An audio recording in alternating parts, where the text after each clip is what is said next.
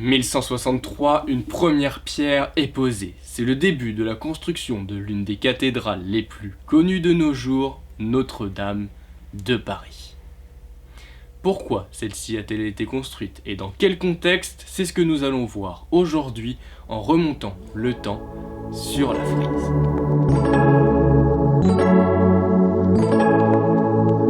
Clovis, né en 466, mort en 511. Excusez-moi d'interrompre la vidéo quelques instants. On n'avait pas dit que ça commençait en 1160 cette histoire?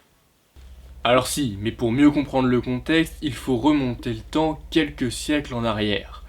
Clovis n'a pas été chrétien toute sa vie, mais en 492 ou 493, on ne sait pas exactement, il se marie avec Clotilde pour signer un pacte de non-agression avec les rois de Burgonde, ce qui lui permet aussi de hisser les Francs au rang de grande puissance. Clotilde essaye de convaincre son mari de se convertir au christianisme, mais celui-ci refuse, car il craint de perdre le soutien de son peuple, qui est principalement païen.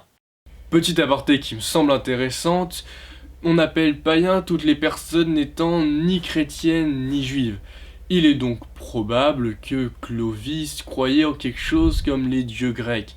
N'oublions pas que l'influence romaine est encore très importante à cette époque. Une bataille éclate. À vrai dire, on ne sait pas exactement laquelle, mais on s'en fout un peu. Le truc, c'est qu'il est sur le point de perdre et il ne sait plus à quel dieu païen demander de l'aide.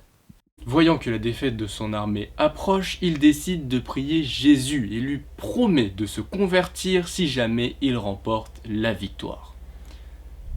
Et devinez quoi, il remporte la victoire. Il va donc se convertir et se faire baptiser par l'évêque Rémi de Reims. C'est là-bas que se feront baptiser quasiment tous les autres rois de France. Au total, la France aura connu 77 rois et 3 empereurs. Et ouais, quand même. Si certains ont marqué l'histoire, d'autres ont eu un règne très très court, dû souvent à une mort un peu prématurée. Clovis, alors roi des Francs, élève Paris au rang de capitale. Il fait alors construire sur l'île de la Cité la cathédrale Saint-Étienne.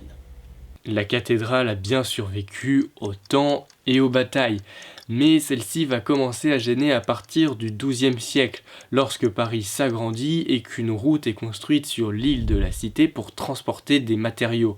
Maurice de Sully décide alors de la détruire. Maurice de Sully est un homme religieux très influent et un bâtisseur reconnu et ambitieux. En plus, il a le soutien de la famille royale. Faisons un petit point sur le XIIe siècle.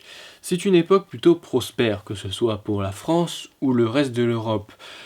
Les seigneurs, eux, s'enrichissent de plus en plus et les paysans voient leur corvée, qui était souvent très dure et qui diminuait leur espérance de vie, transformée en taxes. L'un des grands événements de ce siècle est le mariage entre Louis VII et Aliénor d'Aquitaine, ce qui permet d'agrandir le royaume France, en ajoutant par exemple la Guyenne, l'Aquitaine ou encore l'Auvergne ou le Poitou. Maurice de Sully décide de reprendre l'emplacement de la cathédrale Saint-Étienne, oui, celle qu'il a fait tomber quelques années plus tôt, pour construire le projet le plus ambitieux de sa vie, Notre-Dame de Paris. Longue de 127 mètres, haute de 33 mètres, large de 44 mètres, elle reste le plus gros bâtiment religieux d'Occident jusqu'au XIIIe siècle. Il aura fallu 200 ans pour la terminer entièrement. Un coup de projecteur important pour l'église qui était un peu moins bien vu que les siècles précédents, car une partie de son clergé était illettrée. Ce qui va aussi la rendre si importante aux yeux des fidèles sont les reliques qu'elle contient, comme la crucifixion du Christ amenée par Saint Louis en 1239 de Jérusalem.